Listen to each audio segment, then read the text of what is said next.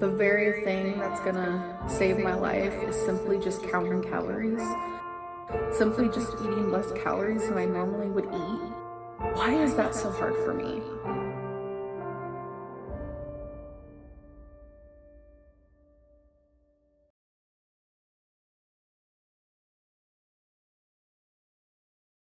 Welcome back, Nuggets. This mother cluck has got some thoughts. Let's ruffle some feathers and get into this video. And if you would like to support my tiny pullet of a channel, don't forget to like, subscribe, follow me on one of my other platforms, because if anything happens, that's where I'll be going to communicate with you. And go watch my other videos while you're here. Okay, my Nuggets, this video is a long time coming. I originally recorded all of these back in like August. I don't know, I've been gradually drip feeding them, but this is the final in the series. And I'd just been holding off a little bit because when Salty Crab's channel got terminated, there was just something about still putting this video out that just didn't quite sit right with me. Can't quite define what it is, but you know, I went with that feeling. As of last week, for some unknown reason, I've had a change of heart. If you know, you know. So I wanted to put this one out to just complete the series because a few of you have actually been asking after it. Now, because it is an older recording, you don't have nice moving Vera as you see on the screen right now. It's the old floating Vera, non-animated Vera. But it's an exciting thing to get done because I had a massive backlog where I had found myself working on so many videos at once, which is not really a good feeling. And this officially marks the end of that backlog. So I'll get to actually look forward to videos that I get to do rather than just trying to complete ones that I've started and not finished. It's a bad habit, my Nuggets. Don't do that. So without further ado, let's get into this video. Welcome to the Winter of Amberlynn. Calculated collapse, strategic reset. Winter is all about death and dormancy, everything stripped bare. It's cold and harsh, but necessary for the cycle. Ready to rest and reset. Okay, my Nuggets, this is video 4. I've been sitting here and recording them. My voice is hoarse, so I apologize if I sound a little bit off. But this is the final video. Once again, a big thank you to Salty Crab, who gave her blessing for me to use her videos as a foundation for mine. This was originally supposed to be one very large video that is, I don't know. I did research, and you know what happens when this mother clucker does research. Today, we're looking at the manipulation phase, phase 4, which is sort of like Amber's rock bottom, although it's obviously not her rock bottom, but she treats it as if it is. You see tons of crying. I can't do this anymore. I'm over it. I have to leave YouTube. I have to leave the internet. I can't take it. And then she goes on a break. Yes, so this is probably the only title of the 4 that I actually agree with. I think this phase 4 is highly manipulated. I think it's also very planned. And I agree with what Salty said, where it's not really rock bottom. What it is it's the performance of rock bottom. This phase is purely designed so that she can have the reset back to phase 1. Because remember, that's where all the feel good is. That's where it's all at. That's what she wants to get to. But if you think about it, she can't really go from phase 3 to phase 1 because people will go, well, hang on, you were just yelling at haters and now you're back to being all motivated. It doesn't make sense. So her brain has learned that it needs to complete this cycle at this point to be able to move through. Now, when I started this video, Amberlynn was actually on a break, which means that she just got through, and we saw all of this play out right before she went on a break. And interestingly, though, when she came back this time, it's almost like she came back to phase 4 again, which I'm interested in what that means, because that breaks the cycle a little bit. Although she did make a quick mention in one of her lives that she needs to go on a weight loss plan again. So that's very indicative of phase 1. Maybe it's just delayed, or maybe she had to come back prematurely because of money. But let's continue. This is a Very interesting phase. Now, unlike the other videos, we're not going to be looking at, different clips for each thing on the list for phase 4 because basically it's easier to just look at a few of her videos that she has made during phase 4 because it's got everything on the list in those videos, if that makes sense. So we're going to be looking at videos where she's crying. She says, I can't do this. I'm over it. I don't know how I got to this point. How did I let this happen? I just need to take a break. I need to quit YouTube. The haters are too much. The comments are too much. I can't do it. Like it says on the list, crying, hair caked with grease and dandruff, saying, I can't do this. I don't know how I let this happen. Misleading titles, suggesting accountability, but then she takes zero accountability in the actual videos. Claims of needing to take some, quote, me time, talks about her depression, anxiety, B-word eating, her past, just every excuse in the book, saying how grateful she is to her girlfriend, her partner, her supporters, to YouTube, and then finishing up the video with, and now I'm taking a break. So something that's interesting to me in this particular phase is it seems really traumatic to go through. And unless Amber is, doing a Nikocado thing where it's all just an act or, this is a character that she's playing. I'm sure that there is some pretending, but surely any level of realism that's happening in this phase would be horrible to go through. Like it must feel really horrible. And that got me wondering because as people, we don't repeat things constantly without having a payoff. If there's no payoff, we don't do it. And I'm not saying that that's like a monetary thing. I'm saying that there's some sort of currency that person holds that is giving them some sort of relief or some sort of boost or something like that. It's kind of like a very small version of it of if you worry that you've left the iron on and then you go and check it and then there's that moment of relief when you've checked that it wasn't on. If you repeatedly do that, the payoff is the relief sensation because you're seeking that reward in the repeated behavior. Does that make sense? So it got me thinking, what could be the payoffs that Amber is looking for in this particular phase? Because it just seems awful. And the payoffs must be big if she repeatedly puts herself through it. And I'm interested to hear what you think about this because I have thought of maybe 5 things that it could be, and I don't exactly know what it is. You would have to be Amber herself to fully know what it is. But I'm wondering, there could be some combination of these. So an emotional reset, which is what I was saying, so that she can go back to phase 1 because like the crying kind of purges the shame that she's built up and the rage temporarily. But it also gives her a permission base to start over, right? Another one could be audience management because at this phase, she's saying she's going to take a break and we know that she's taking a break. So potentially she's got her babies in her DMs saying, oh no, don't leave, we'll miss you, we need you, things like that. So maybe there's some sort of, maybe she gets a rush of positive comments in this phase.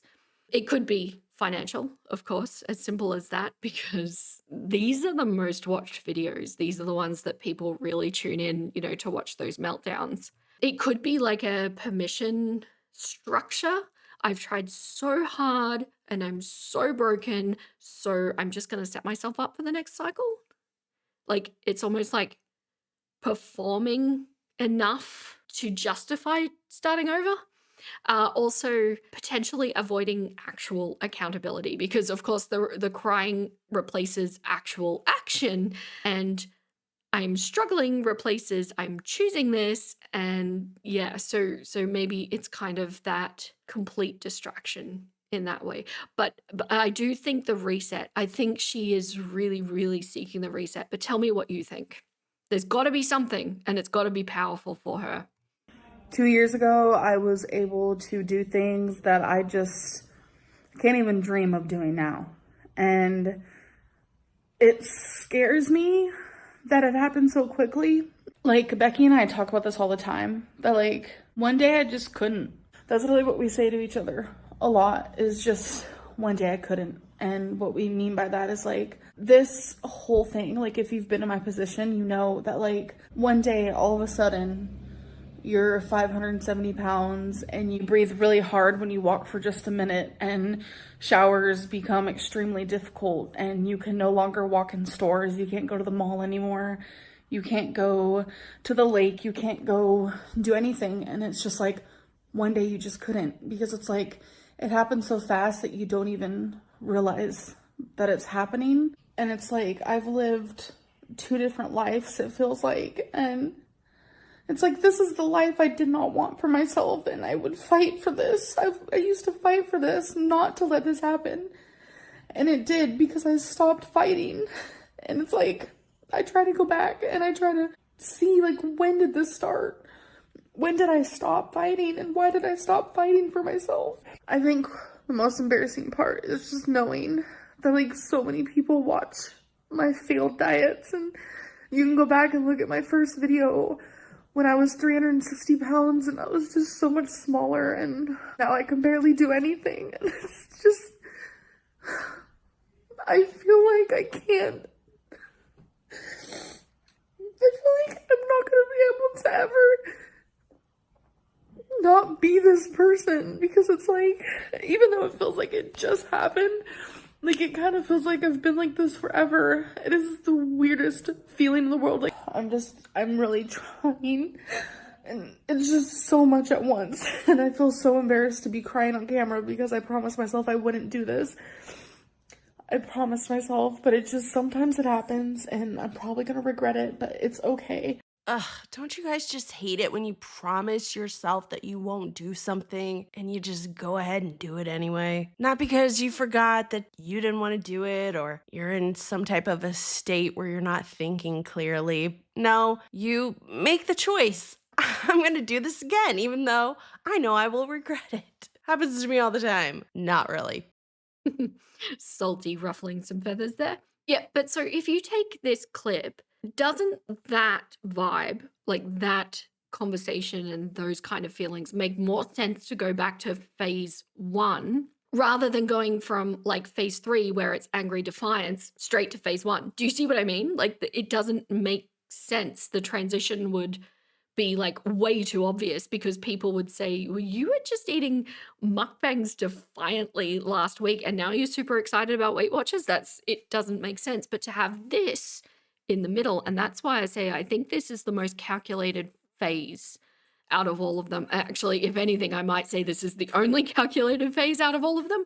Essentially, she's hitting rock bottom so she can rise. She's learning a lesson so she can try differently. She's being humbled so she can be hopeful. All of this is a direct bridge back to phase 1, which has all of the good feels in it. Actually, if you think about it, phase 1 is the only positive phase out of all of these 4. But that's the thing that I kept thinking about when going through all of these videos, is like, this is a choice that Amber makes when she is super upset about something. She's at her lowest, according to her, going through whatever. She chooses to grab that camera, grab that phone, whatever she's recording on, and hit record. Not only that, but she chooses to have the breakdown, the meltdown, the whatever, the crash out, and uploads it to the internet. Most of the time even edits it. And not only that, but she then clicks the monetize button. Monetize this video. Put ads on my breakdown,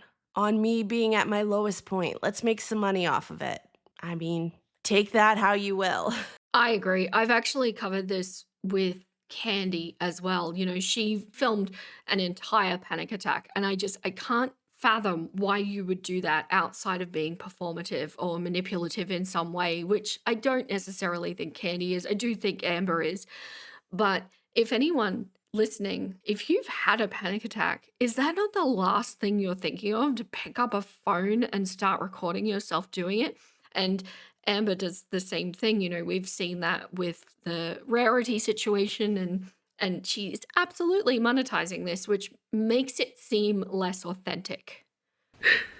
It's not. This is the worst imprisonment in the world. It really is. And you don't want to be a part of this, trust me.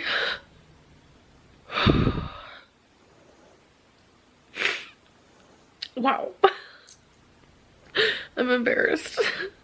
But I think doing things that you fear every single day is important to grow as a person. I really want to look back on this. And I hope I don't look back on it one day heavier than I am now, wishing I was 552 pounds. Because I look back and I watch videos where I was like 480 pounds and I'm just like, I wish I was that again. It's so twisted. It's just my reality right now. My reality is I hate myself. I hate what I've done to myself. And I need to learn on loving myself enough to conquer this freaking crazy obstacle in my life. Like, I'm gonna have to deal with this for the rest of my life. I mean, what she said was pretty heavy, saying things like, I hate what I've done to myself. I feel like a prisoner. I feel trapped in this body. But before you go feeling too sorry for her, she's recently said that she actually doesn't mind being the size that she is. And if it weren't for health reasons, she would stay that size forever. If it was possible to be healthy at this size, like, I genuinely wouldn't care. Like, I want to, like, okay, I know it's not healthy, but what I'm trying to say is, if it was, like, being 450 pounds, like, I genuinely wouldn't care if I was that way for the rest of my life. If I could live till I was 80 being that size, like, genuinely. Salty does go on to say that she doesn't actually think Amber is happy at this weight, nor do I. Otherwise, this repeated cycle wouldn't happen. Because remember, the core need is the weight loss for Amber. And so that keeps reappearing, which means it must actually be an issue on some level for her. So I think, interestingly, in this phase, this is probably where most people turn on her, because I think a lot of viewers do kind of start as Am babies and then drift away from that. I didn't. I'll just put that out there. But I think what the biggest issue is in this phase, she actually accuses her audience of gaslighting her, like, constantly. That almost comes up in every video, which I think is really interesting because she is actually gaslighting us. What gaslighting actually is making someone question their own reality, denying the observable facts and claiming that they're remembering wrong. She makes these, like, wild claims, but then accuses her audience of gaslighting her. Like, you're making up rumors, you're twisting my words, you're being cruel. It's kind of a classic Davo technique. It's also very classically narcissistic. But why I think people really turn on her in this phase is because it's really clear in this phase that she knows exactly what she's doing. She's choosing the performance and she's monetizing the breakdown. And that reeks of performative. None of that screams authentic, regardless of her motivation to actually move back into phase one. Because if you think about the other phases, at least, phase one could be explained by poor impulse control, and phase two could be explained by dopamine crashes, and phase three could be explained by shame rage or some combination of that. But phase four, we've got filmed breakdowns. She edits it, she monetizes it, and also recently has been timing her breaks with the lowest revenue months. And the last three of my memory, in my remembrance, the last three have actually been in low income months. And then she comes back ready for, like, a ramping up of content to kick off phase one again. And that's why I'm thinking that all of these Emily texts and the exposés that are going on are highly contrived and calculated, because I think this is being done in the ramping up month, ready for the high paying months. And I think that's what's going on. So essentially, she's proving to everyone that she knows what she's doing. And what's worse, she's choosing it. Amberlynn thinks that she should be able to make a video about her life, about her opinions, her choices, her past, whatever. And she thinks that she should be able to put that on the internet and only get positive responses to it. And when that doesn't happen, which of course it doesn't happen, it's the freaking internet. But when that doesn't happen, instead of looking at herself and saying, maybe I shouldn't have said that. Maybe I should not have done that. Maybe I need to get help for this. She just says, you guys are the problem. You're hateful. You're miserable. You're fat phobic. You're ableist. You're this, you're that. And she just, to this day, doesn't get that the reason why she has such a large audience and that she makes the money that she makes is because people have a negative opinion of her.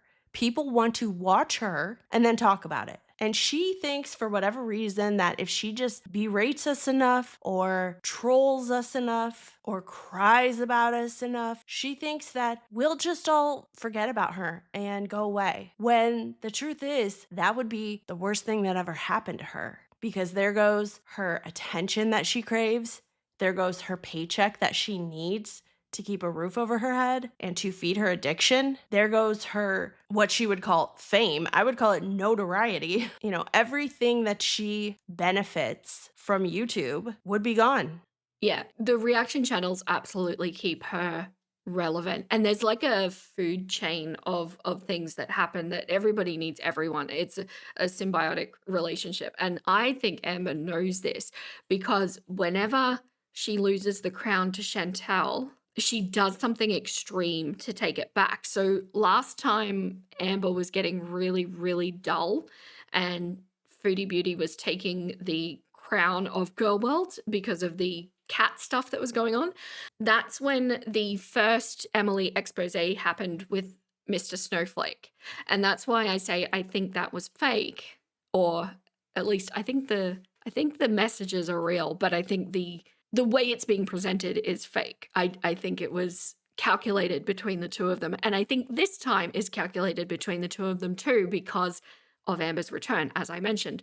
So I think Amber absolutely understands that she needs the reaction channels. I do think she hates the reaction channels, but I think she knows she needs them because she will do something constantly to spark their interest again when it starts to wane. And I'd say she sees a difference in her paycheck and, well, definitely in her members, right? With her live streams. So no, she knows what's going on. She knows what this weird food chain that we all find ourselves in is.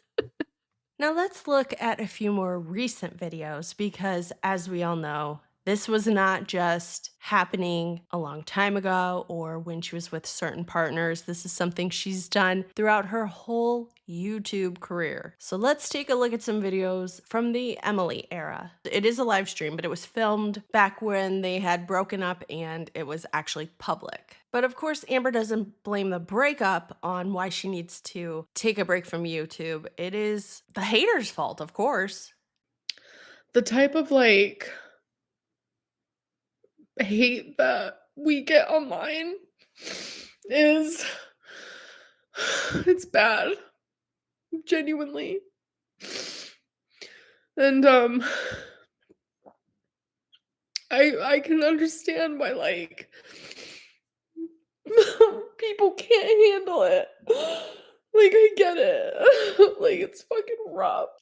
Last night I said I wanted to go live because I just wanted to thank you guys for the support lately because you guys have been super supportive and so many of you have been really kind to me. I've genuinely been seeing that and I appreciate it a lot. I don't know. I just feel like if I have the opportunity to stop YouTube, I really need to. I need to, but I don't. I need a break, a year break, plus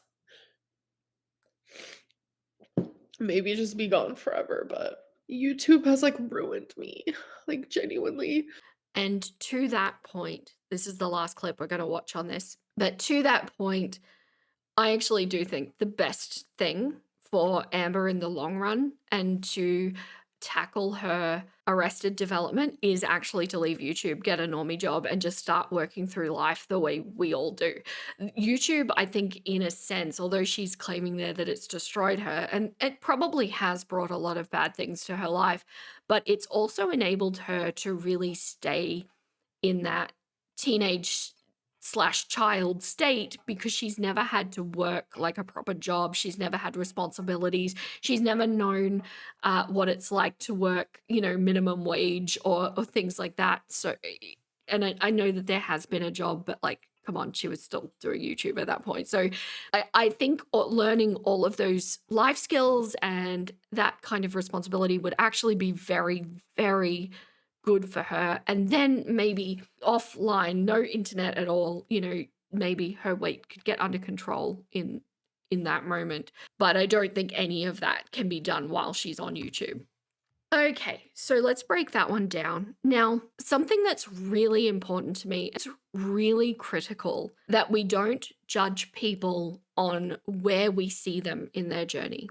Because unless we are that person, and I'm not even talking about partners of the person or anything like that, unless we are in their head, we don't know exactly where they're at in their journey. Because although from the outside, it kind of looks like Amber is drawing a circle over itself over and over, what can actually be happening is that, yes, there are circles, but they're offset a little bit to create little spirals that are gradually moving forward. And it's possible that although it looks the same from the outside, it might actually be small micro changes in the mindset. So I think it's important to always leave space for people to be able to grow and change and improve in their journey. And here's why. It's not necessarily because, I have my feelings about Amber. I'm not saying that, she's a good person and she deserved this and everything like that. But the message that I put out on my channel, I don't want anybody to ever hear me speaking about somebody like Amber and hear me say that she is just doing the same thing. She's always going to do the same thing. She's going to unalive herself this way and nothing's ever going to change, because I don't want any of my nuggets listening who are struggling with their own journey of growth to hear that and apply that to themselves. I think it's really important to give people space to change, to not assume that you'll never do it, and leave the door open. And if you're the external party watching somebody go through this and you feel like that's going to be too taxing on your mental well-being, that would be the time for you to step back and create a little bit of distance, because it is also fair to say, notice the patterns when they exist, absolutely, and definitely not enable destructive cycles and protect yourselves from being manipulated. But you don't want to be giving the message to somebody that they absolutely can never change, because is that what you want people thinking about you while you're trying to improve your life, while you're trying to seek growth and self-improvement? Do you want people to look at your repeated cycles that you're working through really hard and say, they'll never change? Never. And I say this from a place of empathy because I know that I must have gone around in my cycle, I don't even know, countless times. I could probably ask my husband and he might say hundreds.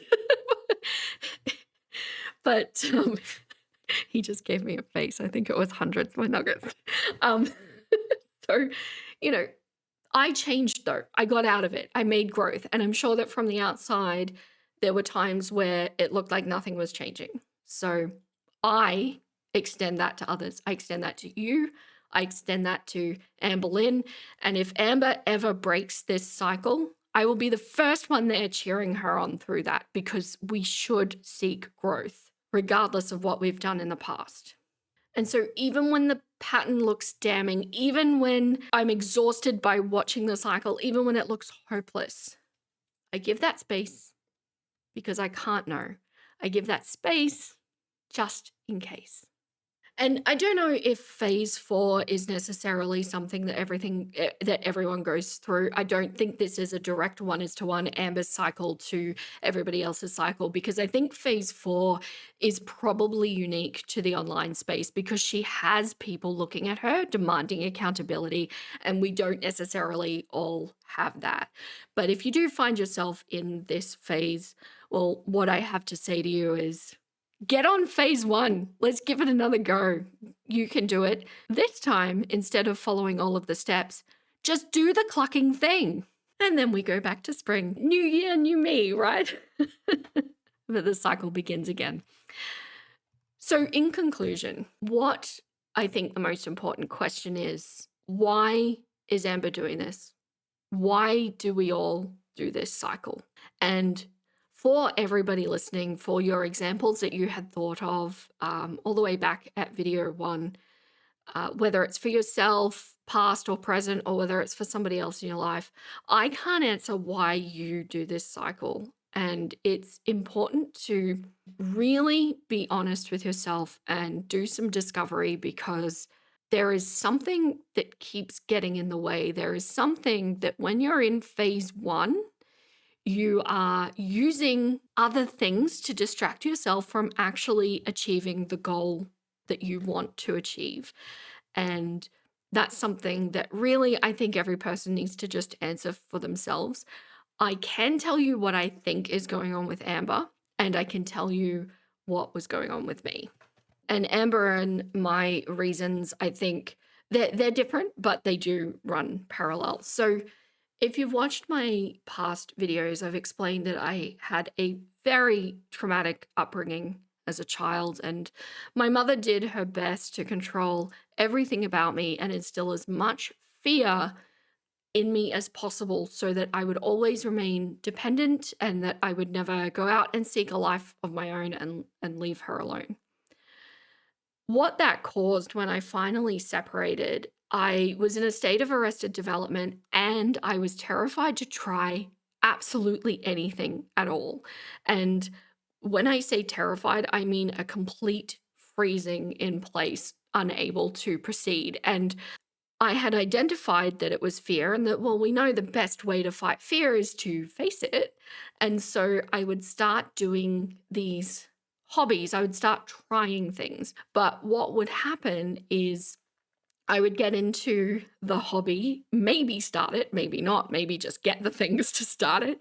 And then I would manage to psych myself out and basically run from the fear, not do the thing, and essentially make my fear monster grow. If you've seen my first Eugenia video, I go into my fear monster theory. And so for me, what I was terrified to face was that kind of a twofold thing that sounds contradictory, but it's not. I was both afraid to step into actually being an adult and adulting and having the responsibility and being capable of things, because then people would expect things of me, but also at the same time scared that I would prove myself that there was actually nothing wrong with me and that I was fine all this time, and that I wasn't missing something that stopped me from being an adult like everybody else. And that was the ultimate fear that was stopping me from moving forward. Little did I know that when I actually got there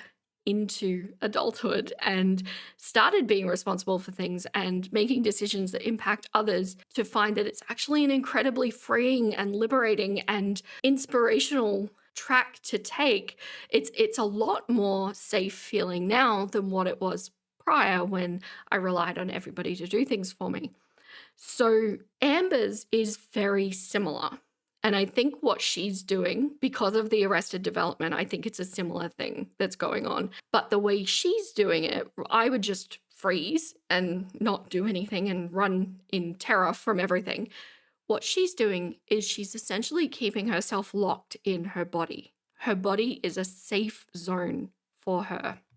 And the cycle actually protects her to essentially stay in this body, which is the thing that she finds comfortable because it's known. In essence, basically, she is enabling herself to not take the accountability of being alone with her choices, the terror of actually succeeding, because like, then what? If she loses all this weight and then she's capable and can go get a job and do all these things, then what? And it's protecting her from the identity shift required to be an independent adult. The loss of that protective fat suit that keeps her a perpetual child is terrifying to her. And this is why the pattern repeats over and over, because that core issue hasn't been dealt with. The just do the clucking thing basically requires no performance to hide behind, no shopping dopamine to distract or any other version of it, no audience to enable, no I'm totally trying defense. Basically, what it does is it leaves just you alone making adult choices repeatedly. And for somebody who's never done that, for somebody who's never even seen that world, that is an absolutely terrifying notion.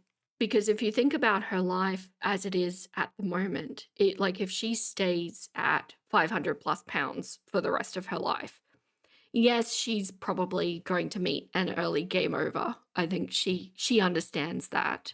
But she also can't be expected to be fully adult, right? Because there are accommodations that need to be made for that kind of lifestyle. She basically has a built-in excuse for why life is hard, and as a result remains completely dependent on partners or, parents or caretakers, and puts herself in a situation where she never actually has to test whether she's capable or not. It's like a complete get out of jail free card to say, well, look at me. I can't. I just can't. And there is so much in life that Amberlynn legitimately can't do. And the biggest thing, she never has to face that terrifying possibility of being responsible for herself. I think the scariest part about this is that the cycle that protects her is also literally unaliving her slowly.